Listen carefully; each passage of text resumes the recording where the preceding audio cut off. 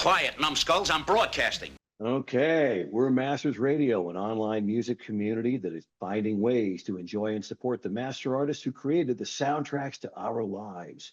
We can show that musicians on our platform will benefit from increased exposure, engagement, healthcare, and other benefits, fundraising, and growth opportunities that empower them to thrive. Raine, we are grateful you are here. Masters Radio is a family of artists and fans who believe in taking care of one another. Thanks for being a part of it. Oh, You my honor. spent, What an amazing organization you have. Thank you very much. Yeah, you spent now 3 decades. What we're celebrating now is this 30 years of Our Lady Peace, building songs and lately tools that bring artists and fans closer. What moment made you realize that the follower model wasn't really serving artists, and what did you see that fans were missing?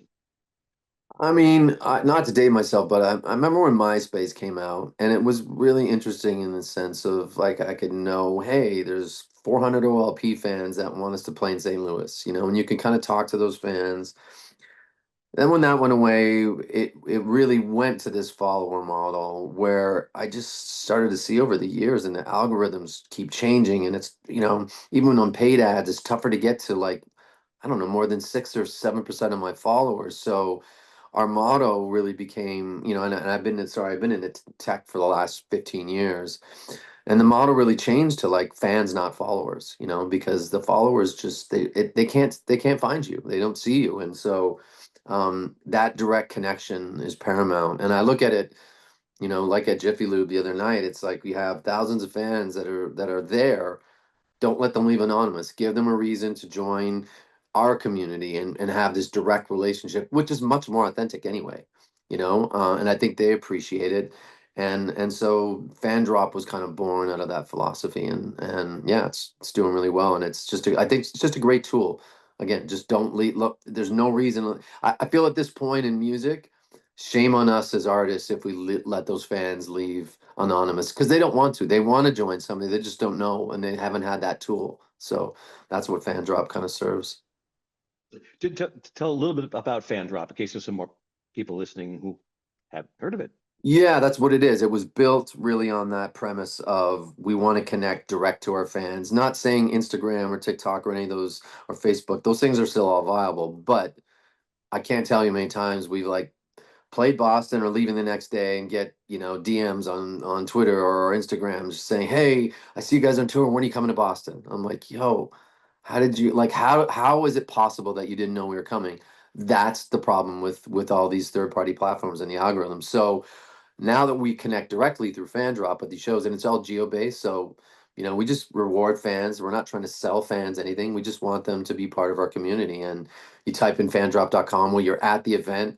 It's only because you're at the event too. It's like my other philosophy is anyone that pays to come see Our Lady Peace play, I consider you a super fan. FanDrop helps me treat you like one. Absolutely true. Yeah, and we'll talk a little bit about how some of the things that we're doing at Masters Radio may actually help with that a Yeah, little amazing. bit. Good. So you said talked about tech. Let's get into a little bit more of the music. It's 30 years in now, and you still sound curious and forward leaning. I saw another interview where you don't really like nostalgia a whole lot, but Mhm. what is it through the writing from say Gravity All Through, Spiritual Machines, and the new stuff that's on these three EPs you've done that has stayed constant? Well, I think you said it. It's like the curiosity part is what drives us, and the curiosity on the music front is just trying to keep pushing what we do. And we've never been a band that kind of does rinse and repeat, maybe to our detriment at times. Like every time we've had like a platinum album, especially down here in the US, our record company in New York was always like, "Oh, can you just give us part two?" And we're like, "No." Um, and so that curiosity of trying to see where this band can go is always it's exciting. Like it's exciting to get in the studio because I don't think anyone's ever felt like we've kind of done this before. Like isn't this just repetition at this point? It's always more exciting than that, and that really is what drives a band, to be honest, because I don't know if we'd be a band if we were just relying on nostalgia. I know, and not to diss any of the bands that do that, because they do great, but it's just not what we do. Yeah, and it's amazing in that as we're driving over there, but my co-founder and I to Jiffy Lube, we were listening to Our Lady Peace on Spotify. Right. We don't mind our competitors. We use them. Yeah, yeah. Um, and none of the music that came up were the songs that you played at the show. And Right. it just, and it's just that algorithm again. So it's great that you're taking some of that control back. When you talk about music and tech a little bit more, I noticed Ray Kurzweil, voice in Spiritual Machines. How do you Yeah. keep tech concepts human and intimate in like a 4-minute song? Yeah, I mean that was tough. That's first Spiritual Machine Records was really interesting just because when you read that book that Ray wrote in 2000 called The Age of Spiritual Machines, Mhm. he predicted all this stuff. He Yeah. predicted AI. So essentially we're talking about AI, on that Spiritual Machine Records 20 years before, you see how it's just on everyone's lips today, at every turn. So to have someone, and Ray was great to us, like he says, he speaks, he does these little interstitials between songs. We kind of picked out, little quotes from the book that I thought, because some of the stuff is so heady, no one would even understand, including me, what he's talking about. But there's enough of these little quotes that really made sense in terms of like when we can't tell the difference between a man and a machine or a human being and a machine, right? And we're almost at these kind of checkpoints for Ray. So again, like I think that's a great example of the kind of band we are, where we're looking not just forward, we're looking like 20 years forward, compared to never wanting to look back. And so we actually made a record 4 year or just during COVID called Spiritual Machines 2, where again we went with Ray. He gave us a bunch of new interstitials, and like the the predictions he made in 2000, I think they were like over 90% came true. From driverless cars, which no one was talking about back in 2000, to like cochlear implants, where a baby's born without hearing, now they can hear again. To AI, which is obviously, in the mind share everywhere these days. So we're trying to figure out what the next 20 years looks like. And it's funny, I will say this, Adam. Ray's predictions are all very positive, where everyone's got like this very negative kind of look on AI, and that whole scorched earth Terminator thing. Ray's predictions that maybe don't get enough kind of public sentiment because we'd rather fearmonger, but his stuff is like it's going to cure world hunger. AI will cure like any climate problems. It's going to cure poverty. So I'm betting on Ray. And you're right. Although I have a bone to pick with him because I'm still wondering where my jetpack is. Yeah, that's coming. That's coming. So and then again, when I think about it, I realize I probably should have known one. Or that, yeah. Yeah, but you're right. Dystopia is kind of it's a gut response. We Yeah, tend to fear more the unknown than embrace it for possibility. And the human animal goes back. That probably kept us alive when there were tigers afoot. right. And Um, we're fed that yeah, through culture, right? There's way more movies made on, the end of the earth than there are this gleaming, kind of shiny planet. yeah, you're absolutely right. And you say AI is going to solve these problems because we've proven that we can't. So we better, For we real. better have a tool that we could do that with. And I'm Yeah. like you, I'm very optimistic about what the future holds because, as Winston Churchill put it, what's the use of being otherwise? Yeah. You Love know, that. Love it. you pretty much have to be that way. Speaking of, maintaining optimism and things that are kind of timeless, you revisited Whatever. Yes. The song was an early success for you. You brought it back now, and as I understand it, you're directing all the proceeds that it makes to mental health and suicide prevention initiatives. Um, Yeah. we speak with a lot of artists of your rough age group because you have to have had at least your first hit 20 years ago or more. For example, Okay. Taylor Swift's not on Masters Radio. Gotcha. I think she qualifies next year. Um, but another band, Nothing More, down here. Love those guys. Yeah. So there again, they're bringing up this idea of let's help each other. And you said it about the fans and helping you, which you treat as friends, and really helping you. And in this case, them and you are both pointing out to the need for us to look around and see how we can help those of us who are mentally suffering, whether they've got a mental health diagnosis or not.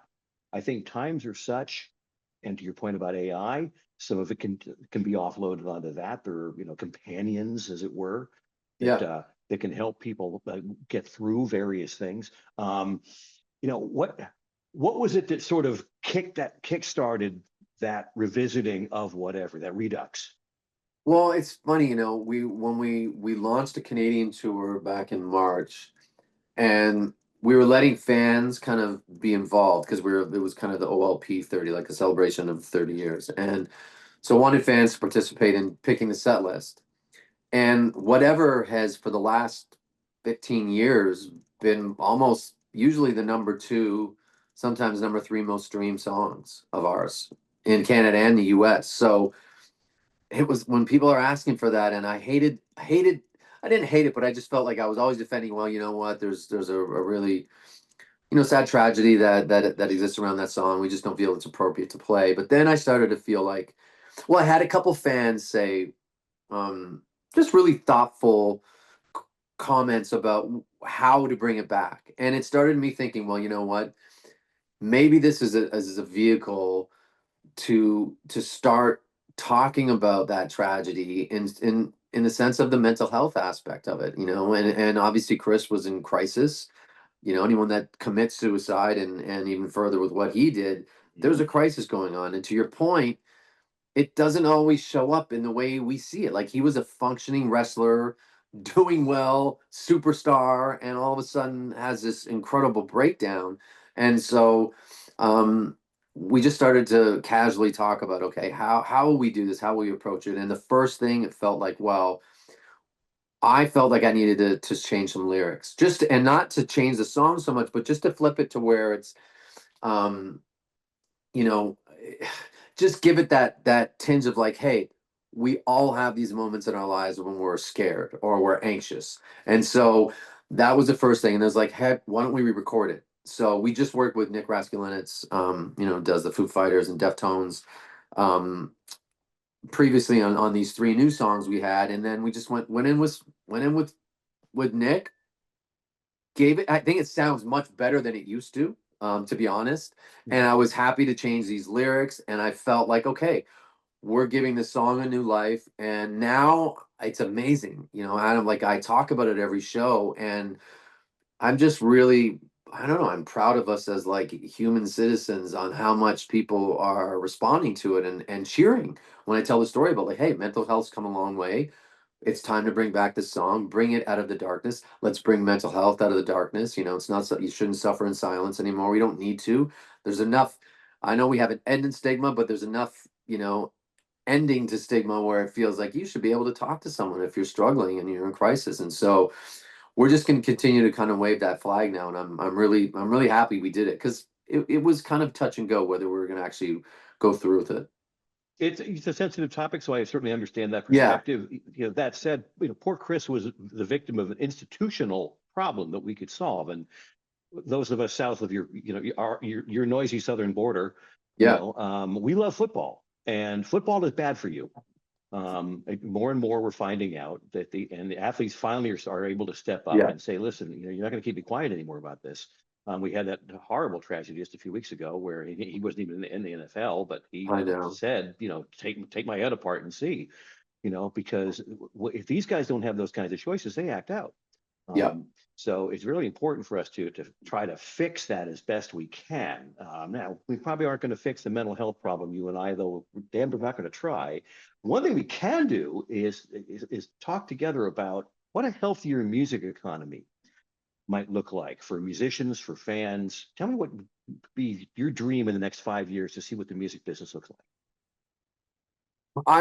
I've lost hope that any kind of fair streaming rate is going to happen with the streamers. I think that ship sailed, but um understanding the revenue streams for an artist, not to get into too much of the weeds of business, but it's like, okay, you can make money on streaming, you can make money touring, and maybe some syncs, which are like, you might as well buy a lottery ticket to get a sync that's going to be worth anything.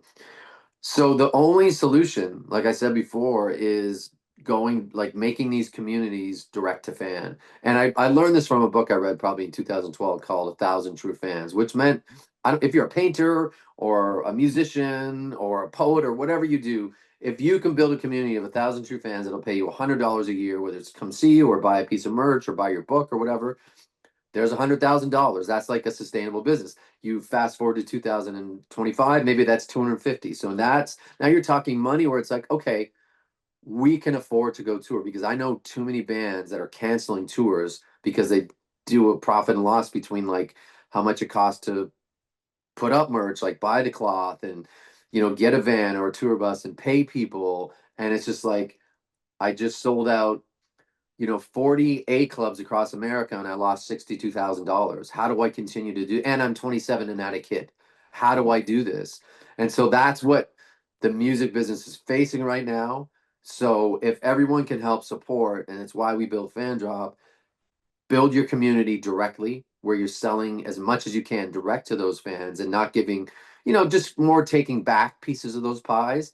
That's how we build a sustainable music community. It absolutely, it sounds exactly like what's, line 2 of our mission statement and Right. values is, it's all about it's taking care of the fans and the artists are the ones that are on top. Line 1 is artists pay for nothing. That's our approach. Is every I love artist we it. talk to about contributing to us or helping us in any way, they say, well, what's this going to cost me? I say, nothing. Nothing. We're going to Amazing. get you. And even the healthcare benefits, when we get to enough Yeah. subscribers to pay for it, we're I paying for heard that. healthcare. I was like, holy hallelujah, that's amazing. It's so important for people in the age group we're talking about to have these kinds of options. And even if they have to pay something for it, and right now, to be able to be part of a larger group that can do things at a That's lower it. rate, like Yep. insurance, like health benefits and things like that, makes it a little bit easier. And of course, they can take care of their crew, their family, all the Well, that's various it. I think people. that Yeah. that's such an important point, because people think, oh, wow, the artists aren't getting paid, but you're famous or whatever. The ecosystem around a touring musician is so vital. And like you said, like they need to be paid fair wages too. Um, and if we don't fix it, then those are like, those are serious jobs that are going to be lost. They really are, and that's not something that you can easily replace with AI. I don't think any Not right robot's going to be now. climbing up to adjust, flyer number 3 on stage left, Exactly. to make it sound right. That's it. Um, yeah, so it is absolutely a essential part of this business is to get out. And I champion what Daniel Ek has done for the music business at large. It's very easy I've got songs on Spotify. It's very easy for anybody to get music out there. And the long tail means, as you said, if you get 100 fans paying you, $100, it's not a living, but it helps. No. That said, one of him is enough. Yeah. And we decided that we're 50-50 split on revenue. So every bit of artist generated revenue, Masters Radio takes in 50-50 split, period. We need the other 50% guys to pay for your healthcare, so it really is, to us, it's all about making, and by the way, subscriptions are $5. So, we're not Uh, charging 18 to 24, yeah. we don't do Oh, podcasts, but I love your model. I think yeah. your model is, I'm, like, I hope that's the future, because that will fix, that revenue stream. And again, it's not for everyone. And it's Right. not to tell people like ditch Spotify. The same way I'm not, because of Fan Drop, I'm not telling artists to like never go on TikTok or Instagram. It's not that. But this is the more sustainable road, and they have to exist in parallel, right? And the two feed each other. I mean, Sure. TikTok is a place where you're going to get exposure. Yeah. Okay. Then they listen to a couple songs and say, I really like this. And then they check out your page and they're going to find what you found. It's wanting. I'm not Right. getting the most up-to-date information. I see 2 old tracks instead of the new one I wanted to listen to. Where can I go? And right there in your TikTok post has the Fan Drop link, and they go there. So they're Yeah. designed to feed each other, similar to what we do in our ecosystem. Yeah, exactly. We play no Our Lady Peace songs that aren't brand new. You Right. want to hear this stuff from these albums we've talked about in this podcast, you got to go to Sirius or Spotify or Apple or Yeah, yeah, Amazon. yeah. I love And we're it. I fine love with it. that. We're fine with that. We want to play the new music, and we're genre irrelevant. Your stuff Right. is up there right up against Snoop Dogg stuff, right up against Dolly Parton stuff in the same stream. Why? Brilliant. Because it's Absolutely new brilliant. music, Yep. and it's working. We're finding out fans really like that. And speaking of things like Fan Drop, have you actually gotten fan feedback to indicate some success for it? Oh yeah. I mean, we Yeah. do, like the other night we onboarded like 1,000 new fans, like 923 fans into our community. So that just shows you that people are engaged with it. And then we talk to them afterwards, once this tour's done, we send out, just thank yous basically. And then they get all sorts of perks because they're in this community and it's direct and they get first shot at tickets and merch exclusives and new music and links to like us in the studio. So it really starts to build like this, really kind of I don't know, intimate, but sometimes, it's bigger than that, but it feels intimate in terms of I'm really supporting someone that I like kind of, I mean, I do it all the time in terms of like even a clothing brand you like or a little, diner. It's kind of like it's mom and pop, but it's making this ecosystem work. And I love that mentality. And I think fans love it. I think fans love because as much as you can DM people on Instagram and it shows you that you do like on Instagram you'll show someone, wow, this is what I ate for breakfast. That's okay to a point, but what a real fan wants is that real access. And that only happens when it's direct, I think. Yep. Yep. Let me tell you about a couple of things we're doing. Trial balloons. If we're starting out not too long ago. One of them I know is important to you. We're working with some guys who are building out a patented program for streaming content wrapped in an NFT. Yeah. And I know you were involved with this Sing with the bang in the middle exclamation point project. I Yep. don't know if that really went anywhere, but these guys have really got it down because they started out with athletic video content, training content, and stuff like that. But this name, image, likeness protection, where Ooh. you're able to control where your music goes, not because of any contractual or any sort of firewalls or third parties, but because the music itself knows where it's supposed to be. It's in a wrapper that knows. And so you've got that option to protect your music all the way through its life cycle is one of the things that we think is really, really important. And of course, we got to build the technical infrastructure to make that easy for an artist who knows how to play guitar really well and very little else Yeah. to embrace that. And the second thing is leveraging AI in ways that are positive for musicians. There's a lot of hue and cry. We spoke about it earlier about how it's going to wreck the music business. And I was a drummer many years ago when drum machines first came out. And I remember thinking, that's the end. That's it for me, man. But who Yeah. knows how to make a drum machine sound good? A drummer. So we had this idea to take these AI tools and do a little back and forth about your fans and you and other artists, of course, where a fan of Our Lady Peace would come up with a lyric or something, some idea they'd love to have an Our Lady Peace type song about it and make an Our Lady Peace song, do a Yeah. contest, send the ones to you that you guys like, and to similar like picking your set list, and you guys go, you know what? That's a winner. We'll record that.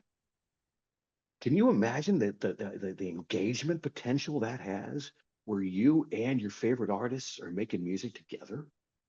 Yeah. I mean, I've always been like collaboration is key to creativity, right? Of course, yeah. So I think that's where and I get it. Like I think, I sat on a panel at South by Southwest last year where I was sitting next to someone at TuneCore and a couple of these other kind of, the onboarding mechanisms for songs. And someone asked about like how are you protecting um from AI just uploading through TuneCore like literally hundreds of thousands of songs a day into Spotify and the other Mhm. DSPs, and they're like, well, we're working on it. And I just felt like, okay, like if you're just working on it now, you're probably too late. Yeah. Um, and nothing against any of those kind of TuneCore type companies, but what you're talking about is different. Like you're talking about something that jumps past that, where it's like, hey, let that stuff's gonna happen no matter what. You can't stop it really. So let's use it for more good. And I love the idea of collaborating like that because it without AI it wouldn't happen. Like now you're opening up this whole avenue where it's like, oh my goodness, like you said, like being able to collaborate with other artists or indie artists that aren't anything but are really talented, like you said, Mhm. like that. Those walls shouldn't really be there. They just are because of circumstance in 2025. But I think those walls are coming down, like you said. I think they are too. So we're getting close to the end of our time together. You mentioned 2025. Let's talk about 2030. Picture a fan discovering Our Lady Peace in 2030. What do you hope they'll feel first? I you know what? We've always tried to make music that makes the hair on the back of your neck stand up. And I think regardless of AI, regardless of how you're finding music, I think there's something intrinsic in like the humanity of someone writing it. And I've used AI, I've used Suno, and I've seen where it can get to, but I think you always want to put a face, and me talking about that Chris Benoit song, whatever, on stage. AI is never going to do that and never be able to tell that story. So I think the art of storytelling will actually be heightened because of AI, if that makes sense. It absolutely does. I've seen it in action. We had Three Dog Night, the drummer, Mm. about a year or so ago, and I went to see them at the show, and they only play about an hour and a half because the young one's 78. Well, And and they they tell stories. So they play like an hour, and they probably tell 15-20 minutes of stories, and they're yeah, wonderful, and the crowd loves it. Because that's it. it's engaging again. Yeah, You're able to really be, to be frank, our generation that grew up in a time frame when you were alive and listening to music when Our Lady Peace first came out, musicians had a lot more power over us than they do now. right. I think the idea of influencer, that was a rock star, Yeah, yeah, yeah, yeah, yeah. maybe a politician, or a movie star, but probably more likely a rock star. We paid Yeah. attention to what these guys said, and now regrettably it's not, that much isn't there anymore. But I love what you guys are doing to pull things forward, and it has been a real treat to have talked to you today. New whatever Redux is out there for purchase. The albums, there are 3 EPs. They started, I guess, last September or so. There's the Yes, OLP 31, 2, and 3. Third one just recently out. New correct. song, No Angels in This Town. And having lived in LA for a number of years, I can tell you you're absolutely right. There you go. But it's just fantastic music. And if you have the opportunity to see them, although I don't think there's many dates still open for the Well, Unity tour, Summer Unity, right? You end up yes, we're in this we're month. we're just about we're not ready to announce, but we're just routing a tour for kind of like February, March down here in the US. We need to do an OLP headlining US tour, so that'll be announced in the next month or so. Oh, that'd be wonderful. Yeah, I'd love to Yeah. come out and get some more pictures if I can and see you Yeah, guys please. headlining. It means you'll be Please. probably a smaller venue. Yeah, But it'd be I'd love fun. that. Yep. Okay. Well, we have been speaking with Raine Maida of Our Lady Peace. I want to thank you so much for being with us. Thanks, Adam. You bet.